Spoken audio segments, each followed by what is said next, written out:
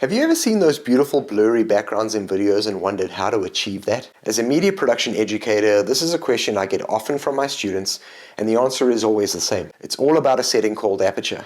And today, I'm going to show you how to master it to create stunning depth in your shots. And stick around until the end of the video to find out how your Aperture setting can affect your shot's focus. So Aperture is the opening in your lens that controls how much light hits your camera's sensor. Think of it like the pupil of your eye.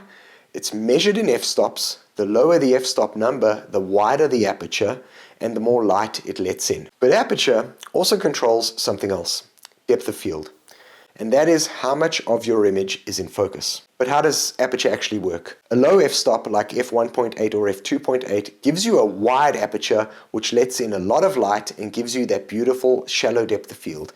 It's great for isolating your subject or any time you want to blur out the background. A high f-stop like f8 or f16 gives you a narrow aperture. It lets in less light, it keeps more of your image in focus, and it's perfect for wide establishing shots or scenes where you want everything in focus. So I remember shooting a dramatic close-up for one of my short films. I wanted to isolate the character from the background, so I opened the aperture right up to f2.8. The background turned into this gorgeous, beautiful blur.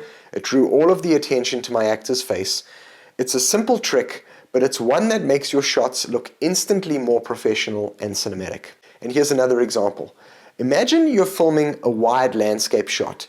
You'd probably want a higher f-stop like f16 or f11 to keep everything from the foreground to the background in focus. But if you're shooting a close-up, like someone speaking on camera in an interview perhaps, a lower f-stop like f2.8 will give you that nice blurry background and really focus the attention on your subject. And here's a practical tip. While using that low f-stop or a wide aperture may look amazing, it can make it much harder to keep everything in focus, especially if your subject is moving around a lot as well. Keep that in mind when filming scenes with a lot of motion. Now that we've covered how to control your depth of field and exposure with Aperture, you might be thinking, what do I do if I want that beautiful shallow depth of field, but it's far too bright outside? That's where something called an ND filter comes into play.